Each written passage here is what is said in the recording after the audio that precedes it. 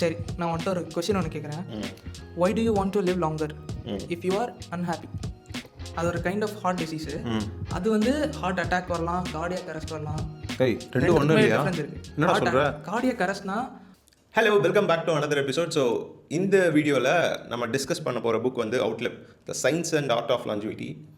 Like இந்த book வந்து ஆக்சுவலாக நான் இன்னும் ஃபுல்லாக கம்ப்ளீட் பண்ணல. ஒரு 6 சாப்டர்ஸ் வந்து கம்ப்ளீட் பண்ணியிருக்கோம். ஸோ அதை பற்றி ஃபஸ்ட்டு பேசிவிட்டு அண்ட் தென் வந்து செகண்ட் ஆஃப் வந்து இன்னொரு வீடியோவை போடலான்னு ஒரு idea. Let's talk about outlive and then longevity. வந்து இப்போது எல்லாரும் ஆக்சுவலாக பேசிகிட்டு இருக்க ஒரு கான்செப்ட். அதை பற்றி அண்ட் தென் வந்து பேசிக்காக நம்ம எங்களோட எக்ஸ்பீரியன்ஸ் வந்து ஷேர் பண்ணுறோம். Let's get into the video. First thing, why longevity matters, உன்னோட பெர்ஸ்பெக்டிவ் லாஞ்சிவிட்டி பற்றி. சிம்பிளாக சொல்லணும்னா, லாஞ்சிவிட்டின்றது குவாலிட்டி ஆஃப் லைஃப் இம்ப்ரூவ் பண்ணுறதுக்காக இருக்கிற ஒரு கான்செப்ட் மாதிரி. இப்போது குவான்டிட்டி ஆஃப் லைஃப் எடுத்துக்கிட்டோன்னா, இப்போ ஒருத்தன் வந்து ஒரு 78 இயர்ஸ் வாழ்கிறான்னா, அவனோட குவான்டிட்டி ஆஃப் லைஃப் அதிகமாக இருந்தால் கூட அவன் குவாலிட்டி ஆஃப் லைஃப் எப்படி இருக்குன்னு நம்மளால சொல்ல முடியாது. ஃபார் எக்ஸாம்பிள், இப்போ அவன் வந்து ஒரு 50 இயர்ஸ்லேயே அவனுக்கு கேன்சர் வந்துருச்சுன்னு வச்சுப்போம். மிச்சம் அவன் வாழ போகிற ஒரு 20 இயர்ஸோ இல்லை ஒரு 2 இயர்ஸோ 3 இயர்ஸோ கூட அவன் சஃபர் ஆகிட்டு வாழ்கிறதுக்கும் அந்த 50 இயர்ஸ் வரைக்கும் அவன் சந்தோஷமாக வாழ்கிறதுக்கும் வித்தியாசம் இருக்குல்ல. ஸோ ஒருத்தவனோட குவாலிட்டி ஆஃப் லைஃப் எவ்வளோக்கு எவ்வளோ நல்லாயிருக்கோ அவன் அவ்வளோ ஹாப்பியாக இருப்பான். So that's what longevity means to me. How to you know you are healthy? So called datas வச்சு பார்த்தா, இப்போ நான் ஃபார் எக்ஸாம்பிள் டேட்டாஸ் கூட விட்டுரு. என்னோட டே டு டே லைஃப்பில் என்னோட ஏஜ் குரூப்புக்கு, இப்போது ஃபார் எக்ஸாம்பிள் என்னோடய ஹெல்த் டேட்டா எடுத்துக்கிட்டேன்னு வச்சுக்கோ. என்னோட ஏஜ் குரூப்பில் இருக்க பீப்புள் அவங்க செய்கிற ஒர்க்கோட நான் அதிகமாக செஞ்சேன் அப்படின்னா, என்னால் அது செய்ய முடியுது அப்படின்னா நான் ஹெல்த்தியாக இருக்கேன். அண்ட் தென் நான் கன்சியூம் பண்ணுற ஃபுட்டாக இருக்கட்டும், exercise, day to day activities, இது எல்லாமே அதுவே போதும். சரி, இப்போது உனக்கு இந்த மாதிரி என்ன டிசீஸ் இருக்குது, இந்த டிசார்டர் உனக்கு இருக்குது அப்படின்னு டயக்னோஸ் பண்ண தெரியல. நீ இப்போ எக்ஸாம்பிளுக்கு ஒரு பிளட் டெஸ்ட் எடுக்கிறான்னு வச்சுப்போம். இந்த பிளட் டெஸ்ட்டில் எல்லாமே நார்மலாக இருக்குது.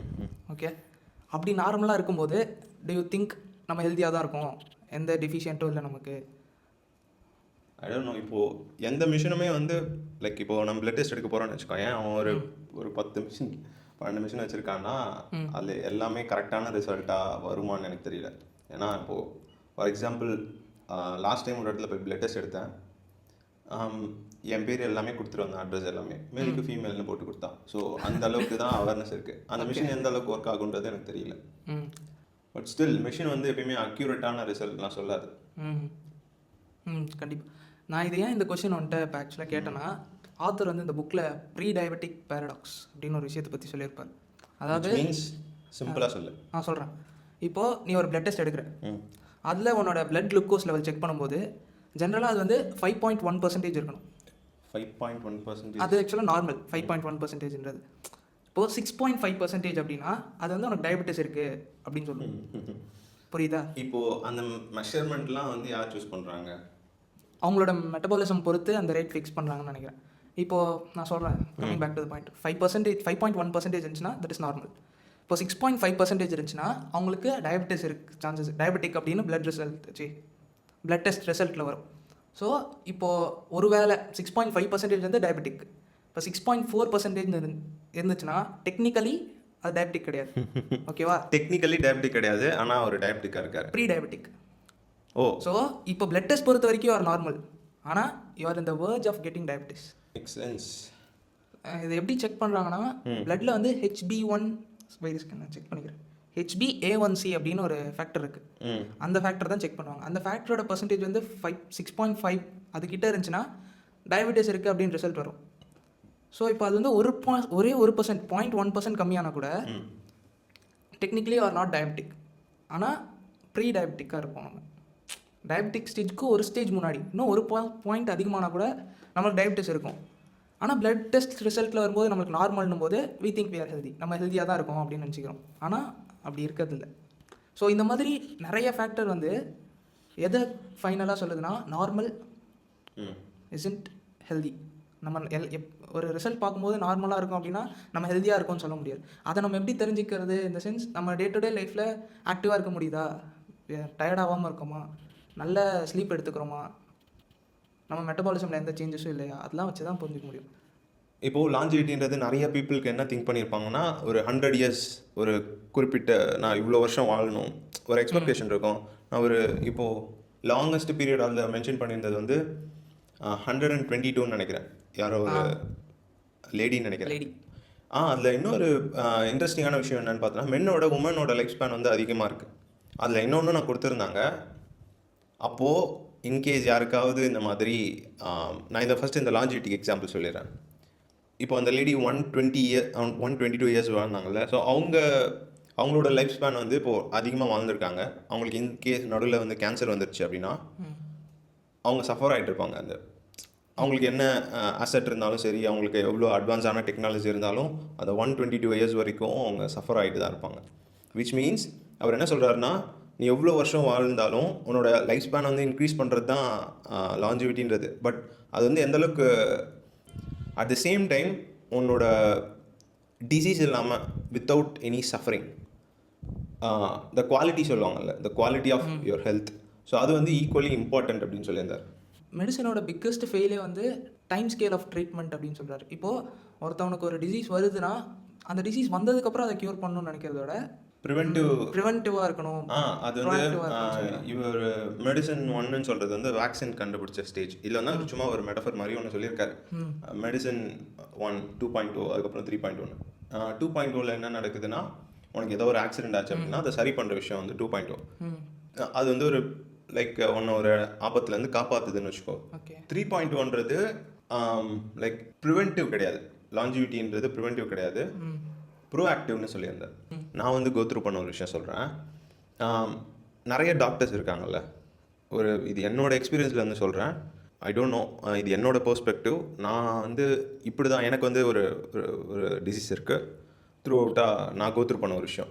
நான் ஒரு டாக்டர்கிட்ட கன்சல்ட் பண்ணும்போது உனக்கு தெரியும், நான் ஒரு டாக்டரை வந்து கன்சல்ட் பண்ணிகிட்டு இருந்தேன். ஒரு குறிப்பிட்ட ஒரு டைம் பீரியடில் அவங்கள பார்த்துட்டு இருந்தேன். அவங்க ஃபஸ்ட் எனக்கு இதெல்லாம் எப்படின்னு தெரியாது. நம்ம ஒரு ஜென்ரலாக என்ன நினைப்போம், டாக்டர்கிட்ட கன்சல்டேஷன் போனோன்னா அவங்கள்ட்ட அப்பாயின்மெண்ட் வாங்கிட்டு நம்மளோட ஃபைல்ஸ்லாம் செக் பண்ணுவாங்க, பார்த்துட்டு மருந்து எழுதி கொடுப்பாங்க. இது என்னோட பேசிக் நாலேஜ். நான் வந்து டாக்டர் பேக்ரவுண்டில் இருந்து வரல. எப்படி சொல்கிறது, ஒரு பேஷண்ட் பெர்ஸ்பெக்டிவ்லேருந்து நான் பார்க்கும்போது இப்படி இருக்கும். அந்த டைமில் எனக்கு வந்து சரியானா போதுன்ற thought. Over the period of time அது எனக்கு ஒர்க் அவுட் ஆகலை. இதில் வந்து அவர் அதை பற்றி பேசியிருக்காரு. ஒரு டைமுக்கு அப்புறம் இந்த டாக்டர் எனக்கு ஒர்க் அவுட் ஆகலை. நான் என்ன பண்ணிட்டேன், அவங்கள்ட்ட வந்து செகண்ட் ஒப்பீனியன் நான் கேட்டேன். எனக்கு இந்த ட்ரீட்மெண்ட் வந்து ஒர்க் அவுட் ஆகலை, ஓப்பனாகவே கேட்டேன். அவங்க என்ன சொன்னாங்க, இன்னொரு டாக்டர் ரெஃபர் பண்ணி, அவங்க வந்து ஒரு சர்ஜன், அவங்க நீங்கள் உங்கள்கிட்ட போயிட்டு பாருங்கள் அப்படின்னா. அவர்கிட்ட போயிட்டு பார்த்தா நீங்கள் இந்த மெடிசன்லேயே கண்ட்ரோல் பண்ணலாம் அப்படின்னு சொல்லிட்டாங்க. ஓகே, நான் அதோட சாப்டர் க்ளோஸ் பண்ணிவிட்டு ரேண்டமாக அவர் வந்து மீட் பண்ணது வந்து ஒரு ஆக்சிடென்ட் தான். நான் ஒரு ஹாஸ்பிட்டல் போகிறேன், அவர் அங்கே இருக்கார், ஒர்க் பண்ணுறாரு, எல்லாம் ஓகே. அவர் அப்ரோச் பண்ணுற விதம், அவர் அந்த டிசீஸை ஹேண்டில் பண்ண விதம், இது எல்லாமே எனக்கு வந்து ஆக்சுவலாக அது இப்படி தானே இருக்கணும். ஸோ அந்த ப்ராசஸ் கொண்டுச்சு. ஃபார் எக்ஸாம்பிள், இப்போது நீ போகிற, உனக்கு ஒரு ஃபைல் மாதிரி போட்டு கொடுக்குறாங்க.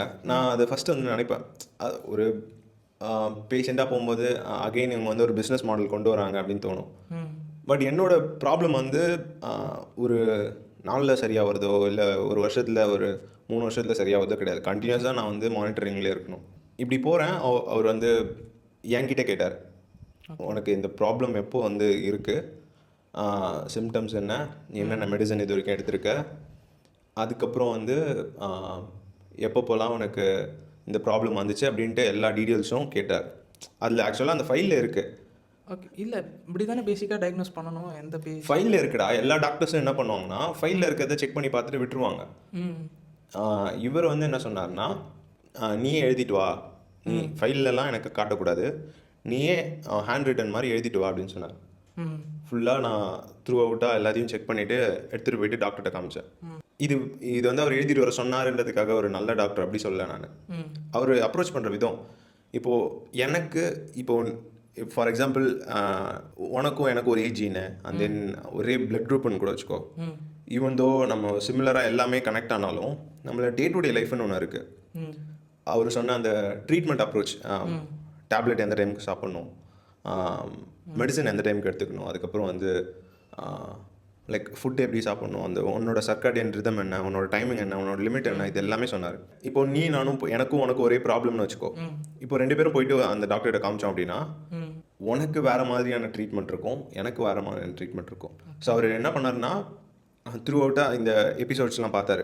இது எல்லாமே அந்த ப்ராப்ளம் எல்லாமே செக் பண்ணிவிட்டு த்ரூ அவுட்டாக செக் பண்ணிவிட்டு நீ இந்த இடத்துல இந்த தப்பு பண்ணியிருக்க, இதனால் இது வந்திருக்கு, இதுக்கப்புறம் இவ்வளோ நாள் வரல, அப்போ என்ன மெடிசன் எடுத்துகிட்டு இருந்திருக்க. ஸோ இது எல்லாமே செக் பண்ணிவிட்டு மெடிசன் வந்து மாற்றலை, அதோட டோசேஜ் வந்து ஆல்டர் பண்ணி கொடுத்தாரு.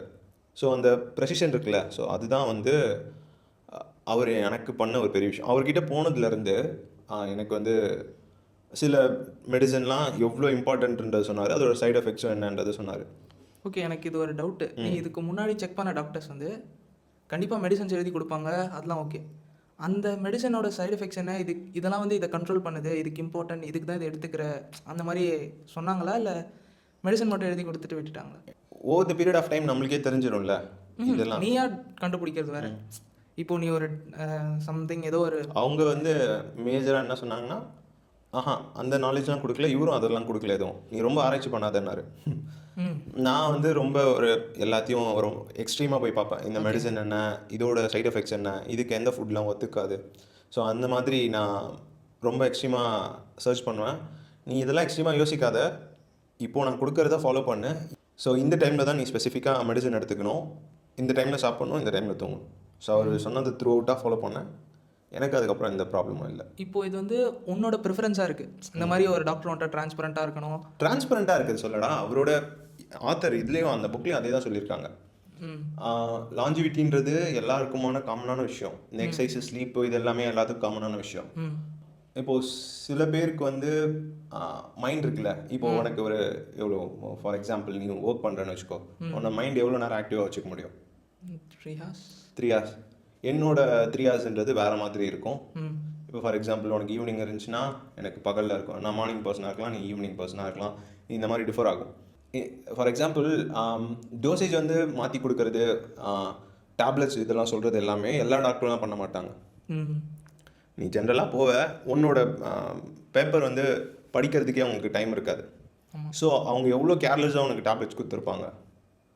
ஒரு 3 months 4 months கழிச்சு போகிறேன்னு வச்சுக்கோங்க, அவங்கக்கிட்ட ஒரு அதுக்குள்ளே ஒரு 1000 பேஷண்ட் வந்துட்டு போயிட்டாங்கன்னா உன்னை எப்படி ஞாபகம் இருக்கும்? சரி, நீ ரொம்ப நாள் பார்க்குறேனே வச்சுக்கோ, எத்தனை பேர் உன்னோட மெடிசன் ஞாபகம் வச்சுப்பாங்க? எனக்கே என்னோட மெடிசன் வந்து நேம் டக்கு ஞாபகம் வராது.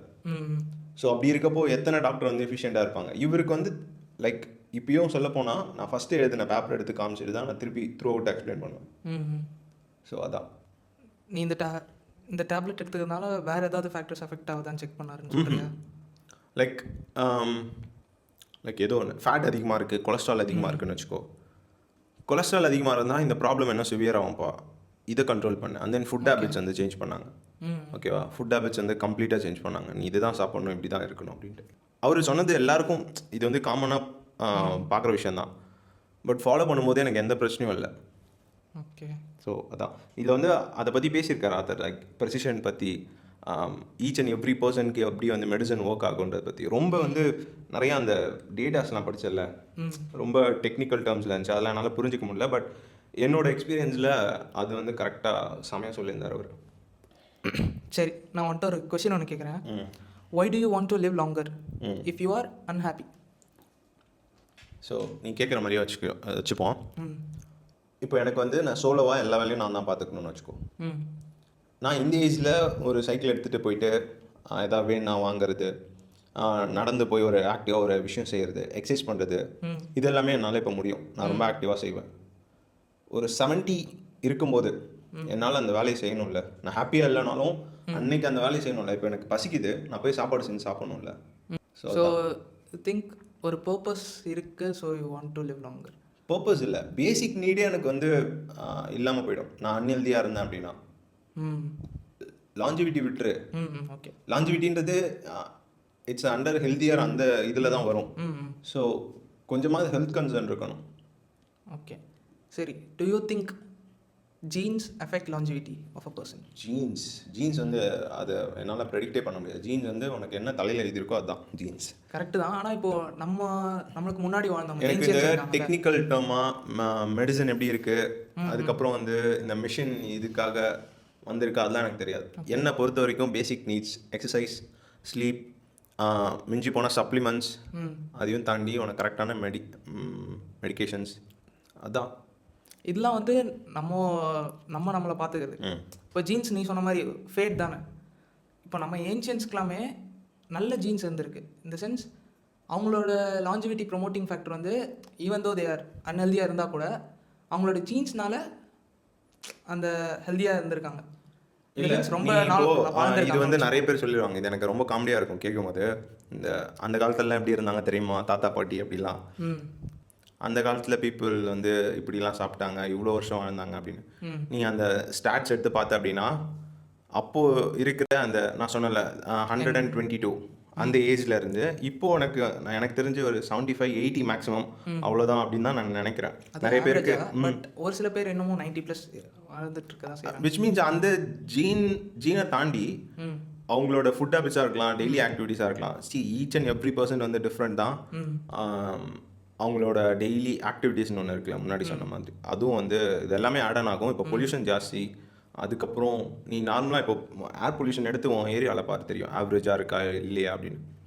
இப்போது நம்ம இருக்கிறது வந்து ஒரு ஸ்மால் டவுன். இப்போது நம்ம ஏரியாவில் வந்து ஓரளவுக்கு ஆவரேஜாக இருக்குது. இதுவும் ஃபுல்லாக இப்போ வந்து ரொம்ப பொல்யூட்டடாக மாறிட்டு தான் வருது. இப்போ என் ஜென்ரேஷனில் லாஞ்சிவிட்டி பற்றி பேசிகிட்டு இருக்கோம். இது இன்னும் வந்து டெஸ்டிங் ப்ராசஸில் தான் இருக்குது. ஓகேவா? இப்போ என் ஜென்ரேஷன் தாண்டி ஒன் ஜென்ரேஷன் வந்துச்சுன்னு வச்சுக்கோங்க, அவங்களுக்கு வந்து லைஃப் ஸ்பேன் இன்னும் கம்மியாக இருக்கலாம். லாஞ்சிவிட்டி பற்றி அவேர்னஸ் இல்லை அப்படின்னா, மேபி அவங்களோட அட்வான்ஸ் ட்ரீட்மெண்ட் ஏதாவது வந்து பீப்புள் எல்லாருக்கும் அந்த அவேர்னஸ் கிடச்சிது அப்படின்னா, அதில் இன்ட்ரெஸ்டடாக இருந்தாங்கன்னா அவங்களோட லைஃப் ஸ்டைல் மாற சான்ஸ் இருக்குது. I don't know. அதான் அந்த அவங்களாம் அவ்வளோ வருஷம் வாழ்ந்தாங்க அப்படின்னு சொல்கிறல்ல, அதுக்கு இதுதான் ஆன்சர். லைக் அவங்களோட ஜீன் வேறு, அவங்க வாழ்ந்த வாழ்க்கை வேறு, நம்ம இருக்கிற வாழ்க்கை வேறு. இப்போ பொல்யூஷன் இருக்குது, நிறைய ஃபேக்டர்ஸ் இருக்குடா. பொல்யூஷன் மட்டுமே சொல்ல முடியாது. விட்டமின் டி டெஃபிஷியன்சி, அவங்களாம் வெளில போயிட்டு ஒர்க் பண்ணி லைக் அவங்களோட டெய்லி ஆக்டிவிட்டி என்னவா இருக்கும் நீ நினைச்சிருக்கிறது? அக்ரிகல்ச்சர், ஃபார்மர்ஸ் இருப்பாங்க. மோஸ்ட்லி சன் எக்ஸ்போஜர் இருக்க எல்லா வேலையும் இருக்கும். இப்போ நம்ம அப்படியா இருக்கும். நம்ம இங்கே இருக்க ஒரு பாதி பேருக்கு, ஐ மீன் ஒரு இந்தியாவில் இருக்க ஒரு மேபி ஒரு 60% ஆஃப் பீப்புளுக்கு வந்து விட்டமின் டி டெஃபிஷியன்சி இருக்கும். எனக்கு ஸ்டாட்ஸ் அவ்வளோ கரெக்டாக நான் நம்பர் சொல்ல விரும்பல, பட் சொல்ல தெரியல. பட் ஆனால் 60% கண்டிப்பாக விட்டமின் டி டெஃபிஷியன்சி இருக்கும். ஸோ அதான் நீ சொல்கிற ஃபேக்டர்ஸ் எல்லாத்தையும் தாண்டி ஜீன்ஸும் கான்ட்ரிபியூட் பண்ணுதுன்னு சொல்கிறேன் நான். லாஞ்சிவிட்டி. ஓகே. அந்த ஏன்ஷியன் பீப்புள்ஸோட ஜீன்ஸ் வந்து லாஞ்சிவிட்டி ப்ரமோட்டிங் ஃபேக்டராக இருந்திருக்கு. இப்போ நமக்கு அந்த ஜீன்ஸ்லாம் இல்லை. ஃபார் எக்ஸாம்பிள் இப்போ உனக்கு ஏன்ஷியன் ஜீன் இருக்குன்னு வச்சுக்கோ. இப்போ உனக்கு ஏர் பொல்யூட் ஆனால் உனக்கு வந்து அஃபெக்ட் பண்ணுமா பண்ணாதா? கண்டிப்பாக ஆகும்ல. அப்போ அது like I mean health affect பண்ணும்ல. ஸோ அந்த ஏன்ஷியன் ஜீன்ன்றது என்ன மென்ஷன் பண்ணுறாரு? அவங்களோட க்ரோத் ஃபேக்டரு, அவங்களோட செல் பொட்டென்ஷியல் எவ்வளோ நாள் வாழுது அப்படின்றது. ஒரு செல்குள்ளேயும் ஜீன் இருக்குது. ஸோ அந்த ஜீன் தான் அந்த செல்லை கவர்ன் பண்ணுது அந்த மாதிரி. ஓகேவா? அவங்களோட மெட்டபாலிசம்க்கு ஏற்ற மாதிரி அந்த ஜீன் ஒர்க் ஆச்சுன்னா அந்த செல் வந்து ஹெல்த்தியாக இருக்கும், ரொம்ப நாள் வாழ்வாங்க அந்த மாதிரி. ஏன்ஷியன் பீப்புள்ஸ்க்கு ஆத்தர் சொல்லியிருந்தாரு இந்த மாதிரி APOE அப்படின்னு ஒரு ஃபேக்டர் ஒன்று இருக்குது. ஓகேவா? அப்படின்னா அது வந்து ஒரு செல்லில் இருக்கிற ஒரு ப்ரோட்டீன் ஃபேக்டர். அது வந்து ஏன்ஷியன் பீப்புளோட ஜீன்ஸில் இருந்திருக்கு. ஸோ அவங்களோட செல்ஸ் ஹெல்த்தியாகவும் பொட்டென்ஷியலாகவும் இருந்திருக்கு அவங்க மெட்டபாலிசம்க்கு ஏற்ற மாதிரி. இப்போது நம்ம மெட்டபாலிசம்க்கு ஏற்ற மாதிரி அதை கவர்ன் பண்ணுறதுக்கு ஒரு நல்ல ஜீன் நம்மக்கிட்ட இருக்கான்னு கேட்டோம்னா அந்தளவுக்கு எஃபிஷியண்ட்டாக இல்லை. But we still have it. நம்ம அதை ஆக்டிவேட் பண்ணணும் த்ரூ 4 ஃபேக்டர்ஸ். அவர் சொன்ன மாதிரி அவர் என்ன சொல்கிறாருன்னா 4 ஃபேக்டர் வழியாக நம்ம அதை திரும்ப ஆக்டிவேட் பண்ணலாம் அப்படின்னு. ஒன்று ஸ்லீப். நான் ஃபஸ்ட்லேருந்து சொன்னேன்னா ஆர்டராக சொன்னேன். Exercise, sleep, nutrition, mental health. இப்போ ஏதாவது ஒன்று சரியில்லைனாலும், இப்போது எக்ஸாம்பிளுக்கு இப்போது உன்னோட மென்டல் ஹெல்த் சரியில்லை, நம்ம என்ன தான் நல்ல நியூட்ரிஷன் ஃபுட் சாப்பிட்டாலும் வில் பி ஸ்ட்ரெஸ்ட் அவுட். நம்ம பிரெயின் அது கரெக்டாக எந்த ஆர்கன்ஸையும் ரியாக்ட் பண்ண வைக்காது. இப்போது நம்ம மென்டலாக நல்லா ஹெல்த்தியாக இருக்குன்னு வச்சுப்போம். நம்ம உடம்புக்கு எந்த நியூட்ரிஷனும் போகலன்னா பாடியில் இருக்கிற எல்லா ஆர்கன்ஸும் டீகே ஆக ஆரம்பிச்சிடும். சென்ஸ் நம்ம கரெக்டான நியூட்ரியன்ட் எடுத்துக்கல. ஸோ அதுக்கு தகுந்த மாதிரி தான் நம்மளோட பாடி மெட்டபாலிசமும் இருக்கும். இப்போது ஆத்தர் சொல்கிறபடி பார்த்தோன்னா இந்த 4 ஃபேக்டருமே நம்ம ஹெல்த்தை வந்து கவர்ன் பண்ணுது. ஸ்லீப்பும் சரி, எக்ஸசைஸ். ஏன்னா ஃபிசிக்கலாக ஏதாவது எக்ஸசைஸ்ன்றது அவர் விகரஸாக இப்போ டம்பல் எடுத்து ஒர்க் அவுட் பண்ணுறது தான் எக்ஸசைஸ் அப்படின்னு சொல்லல. அந்த மாதிரி இது எல்லாமே ரொம்ப முக்கியம் அப்படின்னு சொல்கிறாரு. இப்போது ஹாலுசினேஷன் நான் கேள்விப்பட்டிருக்கேன். ஹாலுசினேஷனில் அது ஹாலுசினேஷன் வந்தால் பீப்புளோட பிரெயின் வந்து சம் கைண்ட் ஆஃப் எப்படி சொல்கிறது, அந்த ஹாலுசினேஷன் வந்து அது ஒரு மாதிரி எனக்கு ரொம்ப டிஃப்ரெண்ட்டாக இருந்துச்சு. லைக் நான் வந்து தூங்கிட்டு இருக்கும்போது லைக் என் உடம்புல வந்து சோல் இப்படி வந்து என்னையே பார்க்குற மாதிரி இருந்துச்சு. இது சொன்ன ஒரு மாதிரி ட்ரமாட்டிக்காக லைக் அந்த மாதிரி தான்டா ஹல்க் எப்படி அடிப்பாங்கல்ல, ஹல்க் ஸ்பைடர் மேன். ஸோ அந்த மாதிரி இப்படி வந்து பார்க்குற மாதிரி இருந்துச்சு. என் ஃபேஸை நானே பார்க்குறேன் ஃபஸ்ட் டைம். அந்த வந்து ஒரு மிரர் இல்லாமல் உன் ஃபேஸை நீயே பார்க்குற மாதிரி. இட்ஸ் லைக் பாதி ட்ரீமில் இருக்கேன். நான் ட்ரீமில் இருக்குன்னு எனக்கு தெரியுது. ஆனால் ஐஸ் ஓப்பன் பண்ணி வச்சது க்ளோஸில் தான் இருக்கு. தூங்கிட்டு இருக்கேன், என் சோல் என்னை விட்டு வெளில வந்து இப்படி பார்க்குற மாதிரி இருக்கு. அந்த மாதிரி எனக்கு ஒன்று. அதுக்கப்புறம் லைக் அந்த பிரெயினில் ஒரு வாய்ஸ் வந்து சொல்லல. அந்த வாய்ஸ்னால் வாய்ஸ் மாதிரி இருக்காது. இதோ ஒரு எப்படி சொல்கிறது, அந்த வாய்ஸை நல்லா காம் டவுன் பண்ணவே முடியாது. இப்போ பிரெயின் வந்து பிரெயின் வந்து உனக்கு காமாக இருக்கும்ல, ஆனால் அது வந்து ஏதோ லைக் நான் வந்துட்டு முன்னாடி சொல்லியிருக்கேன்னு நினைக்கிறேன், திரும்ப சொல்கிறேன். ஒரு வாட்டி என்னாச்சு, வீட்டில் யாரும் இல்லை, எல்லாரும் போயிட்டாங்க. லைக் அந்த மாதிரி தான். இப்போது அமைதியாக இருக்கும்ல, அந்த மாதிரி டைமில் வந்து லைக் ஒரு மாதிரி ஏதோ ஒரு சத்தம் கேட்டே இருக்கு. அந்த லைக் வாய்ஸை வந்து என்னால் கண்ட்ரோலே பண்ண முடியாது. நான் அதுக்காக வெளில இருந்து டைவர்ட் ஆவேன், சாங் ப்ளே பண்ணேன். அப்போ அந்த ஃபெசிலிட்டிஸ்லாம் இருந்தது, கரண்ட் ஆஃப் ஆகிடுச்சு, வீட்டில் ஒய்ஃபை இல்லை, ஃபோனில் சார்ஜ் இல்லை, என்ன பண்ணுறது? நான் யோசிச்சுக்கிட்டே இருக்கிறேன், காமே பண்ண முடியல மைண்டை. ஒரு கம்ப்ளீட் சைலன்ஸு, ஆனால் அது சைலன்ஸாக தெரியாது உனக்கு. சுற்றி ஃபுல்லாக சைலண்டாக இருக்கும், ஆனால் சைலன்ஸாக இருக்கு. எனக்கு ஒன்ன மாதிரி வாய்ஸ் கேட்கல, ஒரு அந்த சைலன்ஸ்க்கு சவுண்ட் இருந்தால் எப்படி இருக்கும் அந்த மாதிரி. உனக்கு வேற ஏதோ இருந்திருக்கு. பட் எனக்கு வந்து எப்படின்னா மைண்டை நல்லா காம் பண்ணவே முடியல. I try to com my mind. இப்போ நான் மெடிடேட் பண்ணணும்னு அந்த டைமில் இன்டென்ஷனாக உட்காந்தா கூட அது காம் ஆகாது. அது வந்து க்ரேஸியாக இருக்கும். அது எப்படி சொல்கிறது, நீ ஒரு டைம் உனக்கு நடந்துச்சு அப்படின்னா ஹாலுசினேஷன் கூட நீ தாண்டி வந்துடுச்சு, ஜஸ்ட் லைக் அனதர் ட்ரீம் அப்படின்ட்டு. ஆனால் இந்த வந்து அந்த சிவியர் ஹை டோசேஜ் மெடிக்கேஷன் கொடுக்கும்போது இதெல்லாம் நடந்துச்சு. எனக்கு சும்மாவே நடக்குது. லைக் அதான் அதில் வந்து இப்போது அந்த ஹை டோசேஜில் இருக்கும்போது இப்போ எனக்கு வந்து ஐ டெஸ்ட்லாம் பண்ணாங்கடா, எல்லாமே பர்ஃபெக்டாக இருக்கும், எனக்கு செம்ம ஷார்ப்பாக இருக்குது, எந்த பிரச்சனையும் இல்லை அப்படிலாம் சொன்னாங்க. பட் ஆனால் அந்த ஹை டோசேஜ் மெடிசன் எடுக்கும்போது எனக்கு ஒரு பெரிய பில்டிங் பார்த்தா கூட ரெண்டாக பார்க்குற மாதிரி இருக்கும். அந்த டைமில் மட்டும்தானே உனக்கு அந்த விஷன்ஸ்லாம் இருக்குது. ஆமாம். இன்கேஸ் நீ லைக் எப்படி சொல்கிறது, நீ எப்படி பார்த்தாலும் உன் உடம்புல ஒரு மருந்து ஒன்று போகுது அப்படின்னா கண்டிப்பாக சைடு எஃபெக்ட் இருக்கும். சரி, இதான் ஜீன்ஸ் பற்றி சொல்லிட்டு இருந்தால, ஆத்தர் வந்து FOXO3 அப்படின்னு ஒரு ஃபேக்டர் பற்றி சொல்லியிருக்காரு. அதுவும் நான் சொன்ன APOE மாதிரி தான். இந்த ஜீன் என்ன பண்ணுன்னா, செல்ஸை வந்து இப்போது என்னதான் நீ கரெக்டான நியூட்ரியன்ஸ் எடுத்துக்கல நான் கூட அந்த செல்ஸ் வந்து ஹெல்த்தியராக பார்த்துக்கிறதுக்கு, அந்த பொட்டன்ஷியலாக வச்சு அதை மெட்டபலைஸ் பண்ணுறதுக்கு ஹெல்ப்ஃபுல்லாக இருக்கும் இந்த மாதிரி ஜீன்ஸ்லாம். ஸோ இந்த 4 ஃபேக்டர்ஸ் வச்சு தான் எக்ஸசைஸ், ஸ்லீப்பு, நியூட்ரிஷன், இன்னொன்று என்ன சொன்னால் எமோஷனல் ஹெல்த் தான். ஓகே. ஸோ இந்த 4மே எவ்வளோக்கு எவ்வளோ நம்ம கரெக்டாக பார்த்துக்கிறோமோ அந்தளவுக்கு நம்ம அதிக வருஷம் வாழ்கிறதும் சரி, நல்லா வாழ்கிறதும் சரி, இது ரெண்டுமே ப்ரொலாங்டாக இருக்கும். இதில் ஃபஸ்ட் ஃபேக்டர் எக்ஸசைஸ். நம்ம ஃபிசிக்கலாக நம்ம எவ்வளோக்கு எவ்வளோ ஆக்டிவாக இருக்குமோ, நம்ம மசில்ஸ் ஹெல்த்தியாக இருக்கும், பாடி ஹெல்த்தியாக இருக்கும், போன்ஸ் மூமெண்ட்ஸ் எவ்வளோ கொடுக்குறோமோ நம்ம ஹெல்த்தியாக இருப்போம், பிரெயின் ஹெல்த்தியாக இருக்கும். இப்போ ரெண்டாவது ஃபேக்டர் வந்து ஸ்லீப். இப்போ ஸ்லீப் எதுக்கு முக்கியம்னு நீ நினைக்கிற? What sleep means to you? வந்து பிரெயினை வந்து ரீசெட் பண்ணும். எப்பயுமே ஒரு நல்ல ஒரு ஹெவியான டாஸ்க் பண்ணுறேன்னு வச்சுக்கோயேன், அதோட கெப்பாசிட்டி, அதோட எனர்ஜி டக்குன்னு அப்படியே ட்ரெயின் அவுட் ஆன மாதிரி ஆகிடும். ஸோ எனக்கு ஒரு ஸ்லீப் போட்டு எழுந்தால் தான், ஒரு குட்டி நேப் போட்டு எழுந்தால் தான் திரும்பி அது ஒரு பூஸ்ட் கிடைக்கும். இட்ஸ் அ கைண்ட் ஆஃப் ஒரு கெஃபைன் மாதிரி, அவ்வளோதான். கெஃபைன் இன்டேக் பண்ணுற மாதிரி. டெக்னிக்கலாக சொல்லணும்னா நம்ம பாடி ஒரு நாள் ஃபுல்லாக பண்ண ஒர்க்குக்கு ஒரு ரெஸ்ட் டைம், அதான் ஸ்லீப். அதில் என்னென்னலாம் நடக்குதுன்னா, நம்ம செல்ஸ் வந்து எதுலாம் டேமேஜ் ஆகிருக்கோ அது எல்லாமே ரிப்பேர் ஆகும். இப்போ வந்து பிரெயினில் வந்து செல்ஸ் டேமேஜ் ஆச்சு அப்படின்னா அது ரிப்பேர் ஆகும். பிரெயினில் இல்லை, ஹோல் பாடியில். இப்போது பிரெயின்லையும் கேட்குறேன், எல்லா செல்ஸுமே ரிப்பேர் ஆகும் ப்ரோ. உன் பாடியில் இருக்கிற எல்லா. என்கிட்ட ஒரு டாக்டர் வந்து ஒரு மிஸ்இன்ஃபர்மேஷன் சொன்னார், அதை நான் தெரியாமல் இன்னொரு டாக்டர்கிட்ட போய் கேட்டேன். என்னாச்சு? அவனுக்கு இந்த மாதிரிலாம் நடந்துச்சுன்னா பிரெயினில் வந்து செல் அது இறந்துரும்ன்ற மாதிரி ஏதோ சொன்னார். டேமேஜ் ஆகும், சிவியராக டேமேஜாக இருக்கும், செல் டெட் ஆகிடும் அப்படி சொன்னார். அந்த மாதிரி. எனக்கு அது ஒன்றுமே புரியல. நான் டாக்டரும் கிடையாது, I am just a patient. அதை வந்து நானும் நம்பிட்டு இன்னொரு டாக்டர்கிட்ட போயிட்டு கேட்குறேன், அப்படிலாம் ஒன்றும் ஆகாதுன்றாங்க. இது யார் சொல்கிறது உண்மை, யார் சொல்கிறது போயினே தெரியல. சரி, ஓகே. ஆக்சுவலாக எல்லா செல்லுமே அதுக்குன்னு ஒரு லைஃப் ஸ்பேன் இருக்கும். அது டெட் ஆகிட்டு ஏஜ் ஆக நிறைய செல் வந்து டெட் ஆகும். இப்போ உங்கள் ஸ்கின் இருக்குன்னு வச்சுக்கோங்க, இப்போ இங்கே ஸ்கின் கவர் ஆகிருக்கிறது கூட டெட் ஆகிட்டு திரும்ப நியூ செல்ஸால் ரீப்ளேஸ் ஆகிட்டு தான் இருக்கும். அது நமக்கு நேக்கட் ஐஸால் பார்க்க முடியாது. பட் நம்ம பாடியில் இருக்க எல்லா செல்ஸுமே இறந்து திரும்ப ரீசைக்கிள் ஆகிட்டே தான் இருக்கும். ஸோ ஸ்லீப்பில் என்ன நடக்குதுன்னா, நம்ம பாடியில் ஒர்க் ஆகிற ஆர்கன்ஸ் இருக்குல்ல, எல்லா ஆர்கனுமே ரிப்பேர் ஆகி அது தன்னைத்தானே அடுத்த வேலைக்கு ப்ரொமோட் பண்ணுது. இன்னொன்று என்னென்னா, ஸ்லீப்பில் நம்ம டைஜஸ்ட் பண்ணுறோம்ல ஃபுட்டு, அதெல்லாம் ஸ்லீப்பில் வந்து ரெஸ்ட் எடுக்கிற டைம், இன்னும் டைஜஸ்ட் ஆகிற டைம் அந்த மாதிரி. இப்போ எக்ஸசைஸ் முடிஞ்சு, ஸ்லீப் முடிஞ்சு. எக்ஸசைஸ் பற்றி பார்த்துட்டோம், ஸ்லீப் முடிஞ்சு. ஸோ இப்போ வந்து நியூட்ரிஷன். இப்போ நம்ம ஃபுட் இன்டேக் பண்ணுறோன்னு வச்சுக்கேன், அது வந்து மெட்டபலைஸ் ஆகணும். மெட்டபாலிசமாக ரெண்டாக பிரிக்கலாம். ஒன்று வந்து அனபாலிசம், பில்டிங் அப் ப்ராசஸ். அதாவது இப்போது நம்ம சாப்பாடு எடுத்துக்கும் போது உனக்கு தேவையான எனர்ஜி அது எல்லாத்தையும் ஃபார்ம் பண்ணுறது தான் அனபாலிசம். இப்போது எனர்ஜி வந்து குளுக்கோஸாக ஸ்டோர் ஆகிருக்குன்னு வச்சுக்கோ, அது வந்து அனபாலிசமா? அந்த மாதிரி எனர்ஜி குளுக்கோஸ் ஃபார்ம் பண்ணி வைக்கிறது அனபாலிசம். இப்போ அந்த எனர்ஜி உனக்கு தேவை, இப்போ நீ எக்ஸசைஸ் பண்ணும்போது உனக்கு எனர்ஜி தேவை, யூட்டிலைஸ் ஆகணும்.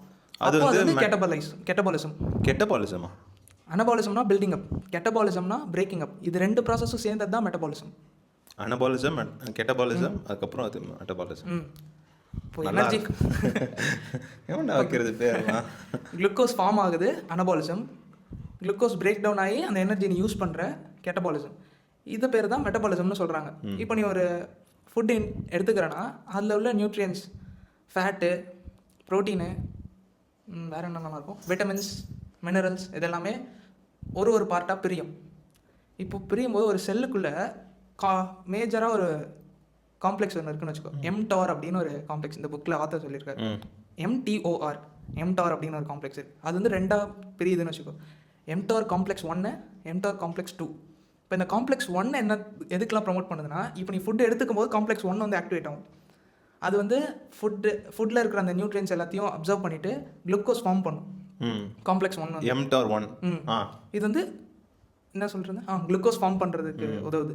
இப்போ இந்த காம்ப்ளெக்ஸ் 2 என்ன பண்ணுதுன்னா, இப்போ நீ ஃபுட் எதுவும் எடுத்துக்கல, அந்த டைமில் உன் செல் எப்படி அதை ஆக்டிவாக வச்சுக்கணும் அப்படின்றதுக்காக அந்த டைமில் அது வந்து செல் ரிப்பேர் பண்ணுறது, செல் ரீசைக்கிள் பண்ணுறது, அந்த வேலையெல்லாம் இது பார்த்துக்கும். ரெஸ்ட்டில் இருக்கும்போது பண்ணுமா அந்த மாதிரி? ஓகே. இப்போது இந்த காம்ப்ளெக்ஸ் 2 பண்ணுற ப்ராசஸ் பேர் வந்து ஆட்டோஃபேகி அப்படின்னு சொல்கிறாங்க. புரியல, சொல்கிறா எனக்கு. ஆட்டோஃபேகி அப்படி இந்த ப்ராசஸ்க்கு பேர், செல் ரீசைக்ளிங் இந்த ப்ராசஸ் பேர். இப்போது ஆத்தர் இது மூலிமா என்ன சொல்ல வர்றாருன்னா, நீ இப்போ ஃபுட்டு எடுத்துக்கிட்டே இருக்க, உனக்கு எனர்ஜி வந்து பில்டப் ஆகிட்டே இருக்குது. இது குளுக்கோஸ் அந்த மாதிரி எல்லா ஃபேக்டர்ஸ் வந்து பில்டப் ஆகிட்டே இருக்குது. ஒரு கட்டம் வரைக்கும் தான் அந்த குளுக்கோஸ் வந்து குளுக்கோஸாக இருக்கும், உன் எனர்ஜி ஸ்டோர் பண்ண முடியும் அந்த செல்லில்.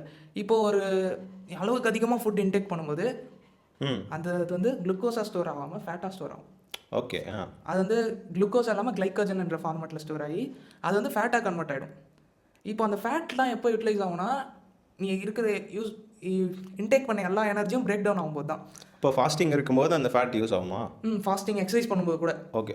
எக்ஸசைஸ் பண்ணும்போது பர்ன் ஆகுன்றது தெரியும்டா, ஃபாஸ்டிங் இருக்கும்போது பர்ன் ஆகும். ஓகே. ஃபாஸ்டிங் இருக்கும்போது உன் உடம்புல எந்த நியூட்ரியன்ஸும் இருக்காதுல்ல, அது அந்த ஃபேட்லேருந்து அது எனர்ஜி எடுத்துக்கும். ஃபேட் இருக்கணும் தான், அதுவும் ஒரு லிமிட்டுக்கு அதிகமாக போனால் ஒபிசிட்டி வந்துடும். இப்போது எனக்கு ஒரு டவுட்ரா, லைக் இப்போது சம் பீப்புளுக்கு வந்து கொலஸ்ட்ரால் இருக்குன்னு வச்சுக்கோ, BMI வச்சு கண்டுபிடிக்கலாம்னு சொல்லுவாங்க. ஓகேவா? நீ ஜென்ரலாக BMIன்னு போட்டால் நீ சம்டைம்ஸ் பீப்புளுக்கு ஓவர் வெயிட்னு காட்டும், இந்த மாதிரி டைப்ஸ்லாம் இருக்குல்ல. பட் பீப்புள் கொலஸ்ட்ரால் இருந்தும் நிறைய பேர் வந்து அது அவேர்னஸாக இல்லாமல் இருப்பாங்க. சில பேர் வந்து பார்க்க ஹைட்டாக இருப்பாங்க, லைட்டாக குண்டாக இருக்காங்கன்னு வச்சுக்கோ. டாலன் லைட்டாக இல்லை, கொஞ்சம் மஸ்குலர் பாடி மாதிரி இருக்காங்கன்னு வச்சுக்கோ. அவங்களுக்கு கொலஸ்ட்ரால் இருக்குது, ஆனால் they are not aware of it. Food intake பண்ணுறோம், அது வந்து ஃபேட்டாக ஸ்டோர் ஆகுதுன்னு வச்சுப்போம். இப்போது ஹவு மச் இஸ் எனஃப் அப்படின்ற அந்த கொஸ்டினுக்கு பீப்புளுக்கு ஆன்சர் தெரியாதுனால அதுதான் நான் கேட்டேன். லைக் இப்போது அந்த மாதிரி இருக்கும்போது பீப்புள் அந்த அவேர்னஸ் கிடையாது. அது over the period of time அதிகமாச்சு அப்படின்னா அதோட இப்போ ஃபார் எக்ஸாம்பிள் ஃபேட்டி லிவர் வரலாம், அதனால் எல்லாத்துலேயும் ஃபேட் அதிகமாகலாம், ஹார்ட் அட்டாக் கூட வரலாம். இப்போ வந்து ஃபார் எக்ஸாம்பிள் சென்னை தான் வந்து அஃபோர்டபுளான அஃபோர்டபுள் கூட கிடையாது, சீப் அண்ட் பெஸ்ட்னு வச்சுக்கலாமே, அஃபோர்டபுள்னே வச்சுக்கலாம். அஃபோர்டபுளான ஒரு பிளேஸ்னால் சென்னை. ஸோ நிறைய பீப்புள் டூரிசம் சென்னைக்கு எதுக்கு வராங்கன்னா, அவங்களோட மெடிசனோ அவங்களோட ட்ரீட்மெண்ட்காக வராங்க. சென்னைக்கு மட்டும் இல்லை, மோஸ்ட் சவுத் இந்தியாவுக்கு மெடிசன்ஸ். ஸோ இங்கேயே வந்து ஒரு பிளட் டெஸ்ட்டோட ஃபுல் பாடி செக்கப்போட ரேட் வந்து 7,500. அப்போனா ஃபாரின் கண்ட்ரீஸில் எவ்வளோ இருக்கும்? இது வந்து நான் சொல்கிறது மிட் டவுனில், ஓகேவா? கவர்மெண்ட் ஹாஸ்பிட்டலில் மேபி ஃப்ரீயாக இருக்கலாம். இல்லை, நீனா இன்டென்ஷனலாக போய் ஒரு பிளட் டெஸ்ட் எடுக்கும்போது அவங்க எடுக்க மாட்டாங்க. உனக்கு உன் பாடியில் ஏதோ ஒரு பிரச்சனை இருக்கா டயக்னோஸ் பண்ணுன்றதுக்காக பிளட் டெஸ்ட் எடுப்பாங்களே தவிர. இப்போ வந்து நான் ஒரு டாக்டர்கிட்ட போகிறேன்னு வச்சுக்கோ, ஒரு ஸ்மால் டவுனில் இருக்க ஒரு டாக்டர், அவர்கிட்ட போயிட்டு எனக்கு எனக்கு என்ன விட்டமின் டிஃபிஷியன்சி இருக்குன்னு தெரிஞ்சுக்கணும் அப்படின்னா அவரே ப்ரிஸ்கிரைப் பண்ணி தருவார். ம் ஸோ அவங்க ஃபுல் பாடி பிளட் செக்அப் பண்ண சொல்லுவாங்க. அப்போ நீ எடுத்தனா இந்த அமௌண்ட் வருது 7500. ம் இப்படி தான் வந்து அதுவும் ஒரு மிட் டவுனில் இருக்க ஒரு ஹாஸ்பிட்டலில் 7500.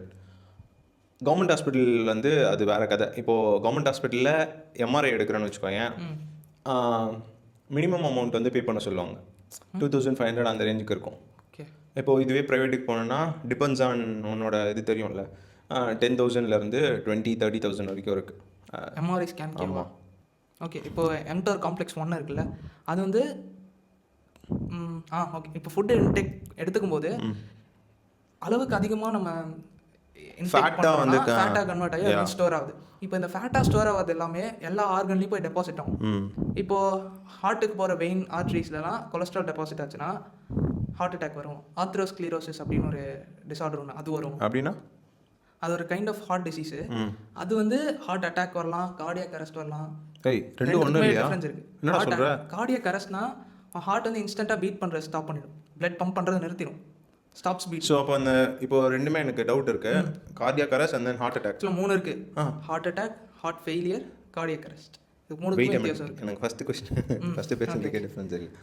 சரி, ஃபர்ஸ்ட் எக்ஸ்பிளைன் பண்ணு. கார்டியாக் அரெஸ்ட்னா ஹார்ட் வந்து பீட் பண்ணுறது நிறுத்திடும்.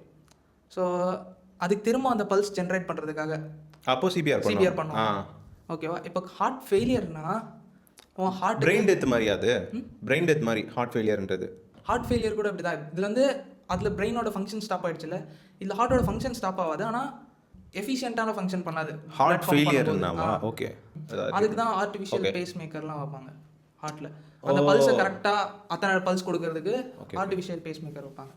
ஸோ அது எஃபிஷியண்ட்டாக பிளட் வந்து பம்ப் பண்ணி கொடுக்கும். இப்போ ஹார்ட் ஃபெயிலியர் சொல்லிட்டேன், கார்டியாக் அரெஸ்ட் சொல்லிட்டேன். ஹார்ட் அட்டாக்னா ஹார்ட் மசில் வந்து டேமேஜ் ஆகிடும். ஹார்ட் மசில் டேமேஜ் ஆகி அதோட ஃபங்க்ஷன் சரியாக பண்ணாமல் போகிறது ஹார்ட் அட்டாக் அப்படின்னு சொல்லுவாங்க. ஸோ இந்த 3 ஹார்ட் மசில். ஓகே. இந்த ஏட்ரியம் வென்ட்ரிக்கல் அதெல்லாம் அதெல்லாம் தெரியாதுடா, நார்மலாக சொல்கிறேன். ஓகே. அதில் வந்து டேமேஜ் ஆகிடும். ஓகே. இப்போது ஆத்ரோஸ்க்ளீரோசிஸ் நான் சொன்னேன்ல, அது என்னென்னா ஹார்ட் வந்து பிளட் பம்ப் பண்ணி அதோடைய ஆர்ட்ரிஸ் வெயின்ஸ்ன்னு 2 டியூப் இருக்குது. அது வழியாக தான் இன் அண்ட் அவுட் ஹார்ட்டுக்குள்ளே பிளட் வந்துட்டு போகும். அந்த வெயின்லேயோ ஆர்ட்ரிலேயோ கால்சியம், கொலஸ்ட்ரால் அதோட டெபாசிட்ஸ் இருந்துச்சுன்னா பிளட்டு உள்ளே போகிறத தடுத்துரும். அப்படி தடுக்கும்போது ஆத்ரோஸ்க்ளீரோசிஸ் வரும், செஸ்ட் பெயின் வரும். ஸோ இந்த மாதிரி இது வெறும் ஹார்ட்டுக்கு இல்லை. இப்போ அந்த ப்ரெஷர் அதிகமானா ஃபர்ஸ்ட் வந்து ஹார்ட் ஃபெயிலியர் ஆகுமா, ஹார்ட் அட்டாக் வருமா? என்ன வேணால் நடக்கலாம். ரொம்ப ஃபுல்லாக அடைச்சிருச்சுன்னா ஹார்ட்டுக்கு பிளட்டே போகாது, ஸோ ஹார்ட் ஃபெயிலியர் ஆகிடும். எல்லா வெயின்ஸும் அடைச்சிருச்சு, ஹார்ட் பீட் பண்ணவே நிறுத்திடும். அப்புறம் அது கார்டியாக் அரெஸ்ட். அந்த மாதிரி நடக்கும். ஓகே. அது எப்படி வேணால் நடக்கலாம். ஸோ இதெல்லாம் ஃபேக்டர்ஸ்ன்னு சொல்கிறேன். இப்போ அதிகமாக ஃபேட் வந்து டெபாசிட் ஆகுறதுனால இது ஹார்ட்டில் மட்டும். இப்போ லிவரில் டெபாசிட் ஆகுது, என்ன ஆகும்? இப்போ ஆத்தருக்கு ஒரு பேஷண்ட் ஒருத்தர் இருந்தார். அவர் ஆக்சுவலாக ஒரு பிஸ்னஸ் மேன். அவர் பேர் ஆல்வேஸ்ன்னு நினைக்கிறேன், கரெக்டாக தெரியல. அவருக்கு என்ன பிரச்சனைனா, அவர் வந்து பெருசாக ட்ரிங்க் பண்ண மாட்டார், ரேராக தான் ட்ரிங்க் பண்ணுவாராம். இவருக்கு வேறு ஏதோ ஒரு இடத்துல, ஆத்தர் ஆக்சுவலாக ஒரு கேன்சர் சர்ஜனில், இவருக்கு வேறு ஏதோ ஒரு இடத்துல ஒரு டியூமர் இருந்திருக்கு. அதை செக் பண்ண போகும்போது ஆத்தர் வந்து அவர் ஆப்ரேட் பண்ணுறாரு, அந்த டியூமர் சர்ஜரி பண்ணி வெளியே ரிமூவ் பண்ணுறாரு. அப்படி ரிமூவ் பண்ணும்போது அவரோட லிவரை பார்க்கும்போது ஆத்தர் என்ன நினைக்கிறாருன்னா, இவரோட லிவர் வந்து ரொம்ப டிகே ஆகிடுச்சு, இவர் நிறைய ஹெவியாக ட்ரிங்க் பண்ணுறாரு போல் அப்படின்னு ஆத்தர் நினச்சிக்கிட்டார். ஆனால் ரியாலிட்டியில் அந்த பேஷண்ட் வந்து ரேராக தான் ட்ரிங்க் பண்ணுறாரு, மோர் ஆல்கஹாலிக் கிடையாது அவர். இப்போ அவரோட லிவரை பார்த்து ஆத்தர் வந்து கன்ஃபார்மே பண்ணிட்டாராம், என்னன்னா இவர் ஹெவி ட்ரிங்கர், இவர் இனிமேல் குடிச்சாருன்னா இவர் வாழ்றதே கஷ்டம் அந்த மாதிரி. அதுக்கப்புறமா போஸ்ட் சர்ஜரி தான் ஆத்தர் இந்த மாதிரி அந்த பேஷண்ட்டை கேட்டு தெரிஞ்சுக்கிறாரு. அந்த பேஷண்ட் சொல்கிறாரு இந்த மாதிரி, இல்லை டாக்டர், நான் வந்து ட்ரிங்க் பண்ணுறதே கிடையாது, ரேராக தான் நான் ட்ரிங்க் பண்ணுவேன், அதனால அந்த மாதிரி நடந்திருக்க வாய்ப்பு இல்லை அப்படின்னு நினைக்கிறாரு. அதுக்கப்புறமா தான் ஆத்தருக்கு தெரிய வருது, இந்த விஷயம் வந்து ட்ரிங்க் பண்ணுறதுனால மட்டும் இந்த மாதிரி நடக்கிறதில்ல, ஃபேட் டெபாசிட் ஆகிறதுனாலே இந்த மாதிரி ஆகுது லிவர் அப்படின்னு தெரிஞ்சுக்கிறேன். இதுக்கு ஒரு டேர்ம் ஒன்று இருந்துச்சு, நான் ஆல்கஹாலிக் ஃபேட்டி லிவர் டிசீஸ் அப்படின்னு. இது எந்த அளவுக்கு மோசமானது அப்படின்னு ஆத்தர் சொல்கிறாரு. இது ஜங்க் ஃபுட்டு, ஃபேட், ஐ மீன் ஜென்ரலாக ஃபேட் வந்து டெபாசிட் ஆனால் அது நான் ஃபேட் லிவர். இது ஜென்ரல் டெபாசிட்னால வரல, ரொம்ப அதிகமாக எக்ஸ்ட்ரீமில் நடந்தால் இது வருமா? என்னடா சொல்கிறேன்? ஃபேட் இது எக்ஸ்ட்ரீம் கிடையாது. இதோட நெக்ஸ்ட் ஸ்டேஜ் ஒன்று இருக்குது, NaSHன்னு. அது வந்து நான் ஆல்கஹாலிக் ஸ்டியோஹெப்பாட்டிட்டிஸ் நினைக்கிறேன், சொல்கிறேன். அது வந்து என்னென்னா, இந்த ஃபேட் டெபாசிட் ஆகிறது கூட இன்ஃப்ளமேஷனும் இருந்தால். சரி, இப்போது ஃபார் எக்ஸாம்பிள் ஜென்ரலாக கேட்குறேன், இன்ஃப்ளமேஷன் நீ சொன்ன ஞாபகம் வச்சுக்கோ. ஜென்ரலாக இப்போ ஒபீஸாக இருக்கவங்களுக்கு எல்லாருமே ஃபேட் அதிகமாக இருக்குன்னு வச்சுக்கோ. அவங்களுக்கெல்லாம் மேக்ஸிமம் நம்பர் ஆஃப் பீப்புளுக்கு இந்த ஃபேட்டி லிவர் இருக்குன்னு வச்சுக்கலாமா? அப்படி சொல்ல முடியாது. அங்கே மட்டும்தான் ஃபேட் டெபாசிட் ஆகிருக்கு. வேறு எங்கே வேணால் ஆயிருக்கலாம். பட் நான் ஒரு ஜென்ரலாக ஒரு இருக்கலாம், அவங்களுக்கே தெரியாது அது. ஆனால் ஏன்னா அந்த பேஷண்ட் கூட எப்படி டயக்னோஸ் பண்ணியிருக்காங்க. ஸோ இதோட சைடு எஃபெக்ட், இதோட எஃபெக்ட் வந்து எப்போ தெரியும்? லிவர் ஃபெயிலியர் அந்த மாதிரி எதாகுமா? ஆத்தரே வந்து வேற ஒரு டியூமர் டயக்னோஸ் பண்ணும்போது தான் இதை கண்டுபிடிச்சிருக்காரு, இந்த ஃபேட்டி லிவர் இருக்குன்னு. ஸோ இதோட நெக்ஸ்ட் ஸ்டேஜ் என்னன்னா, இந்த ஃபேட் இது வந்து நார்மலாக இருக்கிறது போல் இந்த ஃபேட்டி லிவர் இருக்கிறது. இது கூட இன்ஃப்ளமேஷனும் இருந்துச்சுன்னா நான் ஆல்கஹாலிக் ஸ்டீயோஹெப்பாட்டிட்டிஸ் அப்படின்னு ஒரு டிசீஸ் வருமா. ஃபேட்டி லிவர் இருக்கிறது கொஞ்சம் காமன் மாதிரி, அதுவுமே அன்ஹெல்தி தான், பட் அது வந்து கொஞ்சம் காமனாக இருக்கிறது. இது இன்னும் 2வது ஸ்டேஜ் போச்சுன்னா லிவர் கேன்சர் வரும், லிவரில் டியூமர் வரும் அப்படின்னு சொல்கிறாங்க. இன்னும் பல மடங்கு அட்வான்ஸ் ஆச்சுன்னா மட்டும். ஸோ ஒரு நியூட்ரிஷன் நம்ம எவ்வளோ ஆப்டிமம் லெவலில் எடுத்துக்கிறது எவ்வளோ நல்லது அப்படின்னு டாக்டர் எக்ஸ்பிளைன் பண்ணுறதுக்காக இந்த மாதிரி சொல்கிறாங்க. அடுத்து எமோஷ்னல் ஹெல்த். நம்ம எவ்வளோக்கு எவ்வளோ நம்ம மைண்டை பீஸ்ஃபுல்லாக மெடிடேட் பண்ணி வச்சுக்கிறோமோ அவ்வளோக்கு எவ்வளோ நம்ம நல்லா ஹெல்த்தியாக வாழ்வோம். ஸோ இந்த 4 ஃபேக்டர்ஸ் தான் கவர்ன் பண்ணுறது. எக்ஸசைஸு, ப்ராப்பராக எக்ஸசைஸ் பண்ணணும். ஸ்லீப்பு, நியூட்ரிஷன், ப்ராப்பரான நியூட்ரிஷன். ஹை இன்டேக் எடுத்துக்கிட்டாலும் பிரச்சனை, லோவாக எடுத்துக்கிட்டாலும் பிரச்சனை தான். ஆப்டிமம் லெவலில் எடுத்துக்கணும். அடுத்து emotional health. So that's it. I think இது வரைக்கும் 6 சாப்டர்ஸ் வந்து கம்ப்ளீட் பண்ணியிருக்கோம். இன்னும் வந்து 11 இருக்குது, 17 சாப்டர்ஸ். ஸோ இது எல்லாத்தையும் முடிச்சுட்டு உங்களுக்கு மீதி பார்ட் 2ல் வந்து சொல்கிறோம். ஸோ இது வந்து ரொம்ப பெரிய புக் ஆக்சுவலாக. இதுலேயே வந்து நிறைய விஷயம் இன்கேஸ் நான் இப்போ ஃபுல்லாக படிச்சுட்டு உங்களுக்கு கன்வே பண்ணுறேன் அப்படின்னா என்னோடய பெர்ஸ்பெக்டிவ் ஆட் பண்ணி சொல்லும் போது அதில் லைக் நான் நிறைய விஷயம் மிஸ் பண்ணிடுவேன். ஸோ அதனால் ஜஸ்ட் எவ்வளோ ஷார்ட் அண்ட் ஸ்வீட்டாக வந்து கன்வே பண்ண முடியுமோ அவ்வளோ கன்வே பண்ணியிருக்கேன் உங்களுக்கு. உண்மையாலுமே இந்த புக் வந்து ரொம்ப நல்ல புக். பட் ஆனால் இந்த புக்கில் இருக்கிறது லைக் ரொம்ப அட்வான்ஸான டேர்ம்ஸ். அண்ட் தென் வந்து நீங்கள் வந்து ரிசர்ச் பண்ணுறீங்க, RL first year medical student நீட்டுக்கு ப்ரிப்பேர் பண்ணுறீங்கன்னா கண்டிப்பாக இந்த புக் வந்து வாங்கி படிங்க. It's like mind blowing. Longevity தாண்டி இது ஆக்சுவலாக வந்து நான் வாங்கினதுக்கு ரீசன் என்னென்னா ஒரு ஹெல்த் பற்றின கன்சர்ன் இருக்கும்ல. ஸோ ஜென்ரலாக என்னென்ன மெடிசன் வந்து இப்போது எப்படி இருக்குது, ஸோ அதெல்லாம் தெரிஞ்சுக்கிறதுக்காக வாங்கினேன். பட் இதில் வந்து இன்னும் நிறைய விஷயம் சொல்லியிருந்தாங்க. லாஞ்சிவிட்டி வந்து இட்ஸ் குட். உங்களுக்கு அது அப்ளிகபிளாக இருந்துச்சுன்னா நீங்கள் அதை ட்ரை பண்ணலாம். Okay, that's it. பார்ட் 2 வந்து கூடிய சீக்கிரம் அந்த வீடியோ போடுறேன். ஸோ தேங்க்ஸ் ஃபார் வாட்சிங் this video. Have nice day. Bye.